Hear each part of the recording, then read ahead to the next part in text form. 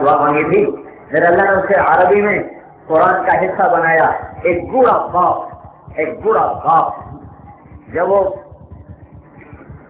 درد اور دکھ اور غم کی تصویر بنتا ہے، ایک بوڑھا باپ جب وہ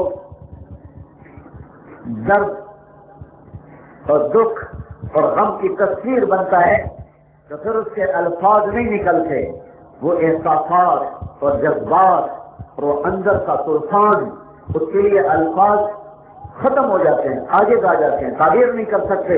یہ تو قرآن کی طاقت ہے جس نے بوڑھے باپ کے جذبات کو، احساسات کو اور اس کے اندر کے طوفانوں کو چند جملوں میں سمیٹ کر اتارا اور میرے اور آپ کے سامنے رکھا کہ یوں بھی اللہ پہ قربان ہوا جاتا ہے. اے میرے رب، تو نے کہا میں نے تیرے امر پہ اپنے بچے کو چھوڑ دیا. یہ وہ وادی ہے جس میں کچھ بھی نہیں ہوتا، ہاں تیرے گھر کا پڑوس حاصل ہے. میرے رب انہیں رزق دینا، انہیں پھل کھلانا. یہ بات اللہ نے روٹی نظر نہیں آ رہی، پانی نظر نہیں آ رہا. میرے رب انہیں رزق دینا، انہیں کھلانا پلانا. پھر اوپر تو ہر طرح عیاں ہے، پھر اوپر تو کوئی چیز چھپی ہوئی نہیں ہے. میں تو بوڑھا عاجز ہوں، سپردم بتو مایا بے چرا، تو گانے حساب کمو بے چرا. فوضت امری الیک والجأت ظہری الیک واسلمت نفسی الیک ووجہت وجہی الیک. میں نے سب کچھ تیرے سپرد کیا، تو جان اور یہ جانے. یہ درد غریب فریاد لے کر جب ابراہیم واپس مڑے ہیں تو 86 سال کا بوڑھا باپ کن جذبات کو لے کر 1 مہینے کا سفر اردن کی طرف کر رہا تھا، اور اس کے کیا احساسات تھے اور کیا جذبات تھے جس کے ساتھ 1 مہینے کا سفر اس نے کیا. کن کن آنسوؤں کے ساتھ اور کن کن آہوں کے ساتھ وہ راہیں کاش وہ آباد ہوتی تو تم جا کر محسوس کرتے کہ ابراہیم کی گرم سانسیں اور درد بڑی فریادیں آج بھی وہاں زندہ ہیں اور باہندہ ہیں. یہ عورت واپس آتی ہے. مجھے یہ نہیں کسی کتاب میں ملا کہ یہ کون سا وقت تھا، یہ اگلا وقت تھا یا پچھلا تھا، یہ اگلا پہاڑ تھا یا پچھلا پہاڑ تھا. جو بھی تھا آخر رات آئی ہولے ہولے اور دن گیا، رات آئی اور اس نے اپنا فن پھیلایا اور اس نے سوئی فضا کو سیاہ کر دیا. ایک عورت مصر کے محلات سے نکلی اور اردن اور فلسطین کے باغات میں وہ قیام پذیر ہوئی. پھر وہاں سے اٹھا کر اسے مکے کے کالے پہاڑوں میں پہلی کالی رات دیکھنی پڑی. اللہ کے واسطے سوچو اس ماں پہ کیا بیت رہی ہے. بچے کو تو کچھ پتہ نہیں میں کون ہوں کیا ہوں، لیکن ماں تو جوان ہے، زندہ ہے، احساسات بھی ہیں، جذبات بھی ہیں، خیالات بھی ہیں. وہ رات اس کی کیسے گزری ہوگی جب پہاڑ بھی کالے اور پتھر بھی کالے اور رات بھی کالی، تنہائی کی اپنی سیاہی الگ، اندھیروں کی سیاہی الگ، پہاڑوں کی سیاہی الگ. اور چاند اگر تھا تو وہ بھی حیران ہوتا ہوگا. ستارے تو ہوتے ہی ہیں، پہاڑ بھی پگھلتے ہوں گے اور تارے بھی گھبراتے ہوں گے کہ کیا ہو گیا اس بندی کو، یہ یہاں کیسے آ کے بیٹھ گئی. میں اس رات کو کبھی کبھی سوچا کرتا ہوں تو میرا دل پگھلتا ہے کہ ہائے میرے نبی کی ماں نے کیسی دکھ بھری رات وہ گزاری ہوگی اور کیا کیا جذبات گزرے ہوں گے. ایک ایک پل صدیوں پر بھاری ہو چکا ہوگا. پھر دن آ گیا، پھر دن بھی گزرا والے کا نہیں تھا جس میں ٹھنڈی ہوا ہو، جس میں جھونکے نسیم اور صباحیں ہوں، جس میں بادل بھی آ کے سایہ کر دیں. وہ مکے کا دن تھا، خوفناک گرم اور پوری طاقت کے ساتھ اپنی آنکھ کو کھینچتا ہوا اور اپنی طاقت کو استعمال کرتا ہوا مکے کے پہاڑوں کو گرماتا گیا اور زمین تپتی گئی اور سنگریزے آگ بنتے گئے اور ہوائیں بھی سموم بن گئی اور ان کے اندر بھی آگ کے شرارے اور شعلے بلند ہونے لگے. اور میرے نبی کی ماں اور میرے نبی کے دادا کے لیے آج کوئی اوٹ نہیں جس میں بیٹھ کر اس آگ کا مقابلہ کرے. وہ دن کیسا گزرا ہوگا، کس پتھر پہ بچے کو لٹایا، کس پتھر پہ خود سوئی.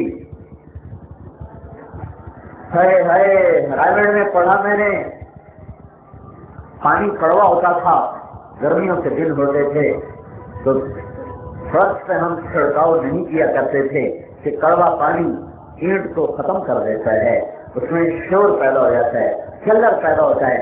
तो मई, जून, जुलाई, अगस्त की सारे दिन की धूप फर्श पे पड़ती थी, फिर उसी नंगे फर्श पर एक चादर बिछा के या एक दरी बिछा के सोना होता था।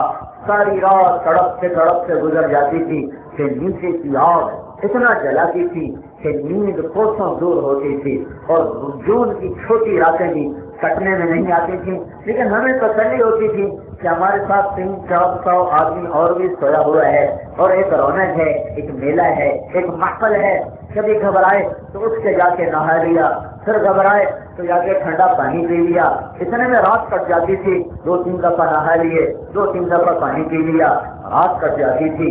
हाजरा की रात कैसे कटी होगी और हाजरा का दिन कैसे कटा होगा जबकि काले पहाड़ और काले पत्थर हैं और भी आग है। ये क्या हो रहा है? ये मोहम्मद रसूलुल्लाह सल्लल्लाहु अलैहि वसल्लम की आमद का इंतजाम हो रहा है, आपकी आमद का इंतजाम हो रहा है। बहुत गहरी बुनियाद खोदी जा रही है, बहुत गहराई में जाकर सीमेंट बजरी डाला जा रहा है। 3 दिन गुजर गए, वो जो पानी था थोड़ा थोड़ा करते करते खत्म हुआ, वो जो तोशा था खाना थोड़ा थोड़ा करते करते खत्म हुआ। अब चौथा दिन आ गया, अब न पानी है और न खाना है। जब पानी भी न पिए माँ और खाना भी न खाए तो छाती खोज, दूध खत्म, और बच्चे की आहो बुखार और चीखो पुकार और एड़ियां रगड़े और माँ बेबसी की तस्वीर हो। सन 2001 में मैं कतर में गया जमा, मेरा कंधे में दर्द था तो मैं डॉक्टर को दिखाने गया, तो मुझे इमरजेंसी वार्ड से लेकर आगे डॉक्टर के पास मिलाने गए तो एक छोटे सी खाड़नुमा चारपाई पर एक बच्चा बैठा हुआ और वो तड़प रहा था, और उसकी माँ के ऊपर यूं खड़ी उसको ऐसे देख रही। देखो इस बात को 8 साल हो गए और मैं बस तुम्हें सुनाते हुए रो रहा। मेरा उस बच्चे से क्या बात है कि इंसानी और एक ईमानी। मैं उस औरत को नहीं जानता वो कौन है, मैं उस बच्चे को नहीं जानता वो कौन है, लेकिन उस बच्चे के तड़पने पर जो माँ के चेहरे पर एक बेबसी थी, मैं वही रोने लग गया। हाँ, कैफियत मुंतकिल होती हैं, अल्फाज में मुंतकिल होते। दर्द में डूबी हुई फरियादों को फसाहत और बलागत की जरूरत नहीं होती, दुख भरी आहों को शेर और शायरी और तरन्नुम की जरूरत नहीं होती, वो सीना चीर के पास निकल जाते हैं। आप यकीन मानो, मैं अब भी उस औरत को तस्वर में लाके रो रहा हूँ कि उस माँ से जो गुजर रही थी ना, क्योंकि उसका बच्चा तड़प रहा रो रहा था, पर डॉक्टर सब कुछ कर चुके हैं, फिर भी उसके दर्द को आराम नहीं है। तो जिस बेबसी से उसका चेहरा और वजूद फरियाद था, उसको मुझे आज भी रोला रहा है। ये औरत अस्पताल में है, ये औरत कतर में है, इस औरत के साथ डॉक्टरों की टीम है और दवाएं उसको लगी हुई हैं और नर्सें सर पर हैं, अजीज और अकारिब साथ में, वो घर से उठ कर आई है। मेरे नबी की माँ का तो कोई भी नहीं था। जब बच्चा तड़पा होगा तो हाजरा पे क्या गुजरी होगी, जब इस्माइल रोया होगा तो हाजरा पे क्या गुजरी होगी। कहाँ से अल्फाज लाऊं, कहाँ से ताबीरात लाऊं। अल्फाज तो एक आम दुख दर्द को नहीं बयान कर सकते। अम्मा हाजरा का दर्द कौन बयान करे जिसके चारों तरफ अंधेरा है, कोई साथी नहीं, कोई मददगार नहीं, और बच्चा तड़पता है और उसकी चीखो पुकार है। माँ को पता था यहाँ कोई नहीं आएगा, उसे पता था यहाँ कुछ नहीं, उसे मालूम था यहाँ कोई सामान्य जिंदगी नहीं, लेकिन बच्चे को बेकरार देखा माँ रह नहीं सकी और वहां से भागी है और सफा पहाड़ से चढ़ी है। ये आज तो उन्होंने पहाड़ खत्म कर दिया, एक ऊंचा पहाड़ था उस पर चढ़ी है और यूं माथे पे हाथ रखा है और चारों तरफ नजर दौड़ाई है। शायद कोई मिले, शायद कोई मिले, कश्ती शिकस्त गाने ए बाद शब्द बरखेज, शायद के बाद मीनम हाँ यार आशनारा, शायद कोई नजर आए। कौन नजर आए, कहाँ से नजर आए। वो चलने के साथ वहां से उतरी हैं, फिर दरमियान में पहुंचे हैं तो बच्चा गायब हो गया, नशेब आ गया। वहां दौड़ लगाई और नजर यूं ही रखी उधर बच्चे की तरफ, दौड़ आगे नहीं थी, नजर किधर थी।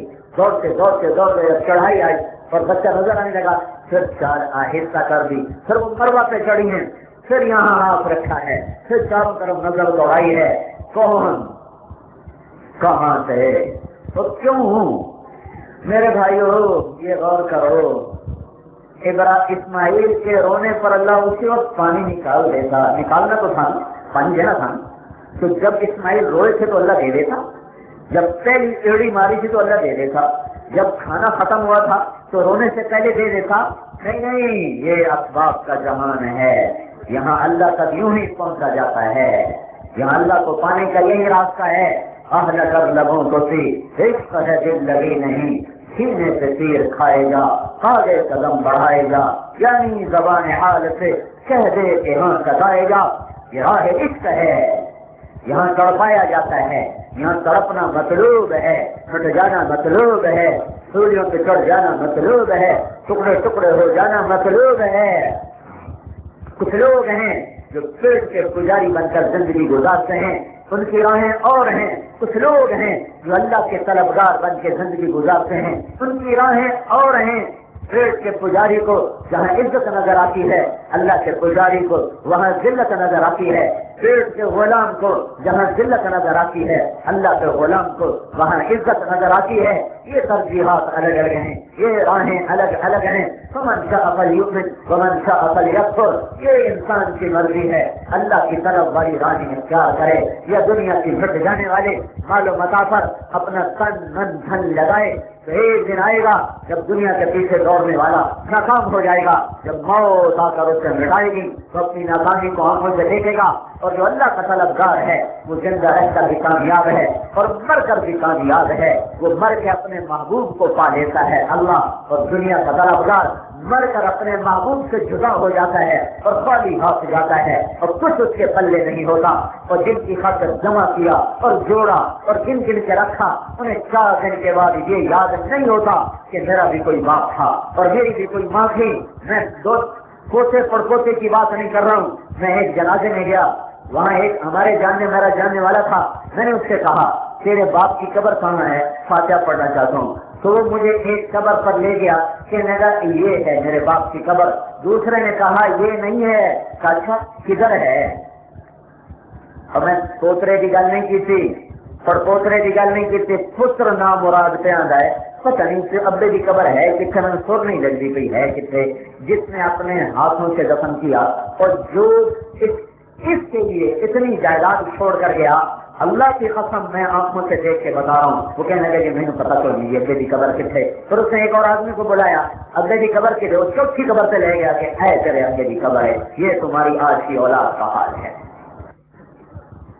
اور یہ ہٹ جانے والی دنیا، اس کی عزت کی ذلت، اس کی سرداری کی ذلت، اس کی بادشاہی ذلت، وہ راوی کے کنارے ایک ٹوٹا سا مکان ہے، جن کو بھی جہاں شب کی سیاہی کا سما ہے، کہتے ہیں یہ آرام گہے نور جہاں ہے، جاؤ ان کے ویران مقبرے دیکھو اور ان کی وحشت اور ویرانی دیکھو، کیسے وہ اپنے آپ کو ان کی قبریں عبرت کا نشان بنی ہوئی ہیں۔ ہائے ہائے، میرا اللہ چاہتا تو پہلی بخار پر ہی پانی نکالتا، 1 چکر 2 چکر، تیسرا، پھر چوتھا، پھر 5واں، پھر 6واں، پھر 7واں، اب پھر پھٹنے لگے، ہمت جواب دے گئی، اور میں کہاں سے تعبیرات لاؤں، میں تو خود پگھل رہا ہوں سناتے ہوئے، پھر اما حاجرہ بیٹھی ہے، ہوئے ہوئے ایک مایوس ماں، جذبات کو کون بیان کرے، اما بیٹھ گئی وہیں مروہ پہ، ادھر جانے کی ہمت نہیں ہوئی، وہیں بیٹھ گئی، مرتا ہے مرے، میری آنکھ ہے نہیں سکتی اس کا مرنا، میں ادھر ہی بیٹھی رہوں گی، مر جائے گا تو پھر جاؤں گی، اور اس وقت کیا عالم ہوگا مکے کے پہاڑوں کا، میرے خیال میں وہ بھی چیخو پکار میں مشغول ہوگی، ہوائیں بھی رو رہی ہوگی اور آسمان بھی کانپ رہا ہوگا اور زمین بھی تھر تھرا رہی ہوگی، جب میرے نبی کی ماں وہاں مایوسی کی تصویر بنی بیٹھی رو رہی ہوگی۔ او بھائیو سنو، اپنے نبی کی تاریخ سنو، اور بھی دکھ ہے زمانے میں محبت کے سوا، راحت اور بھی ہے وصل کی راحت کے سوا۔ پھر ایک نظر ڈالی بچے کی طرف، اب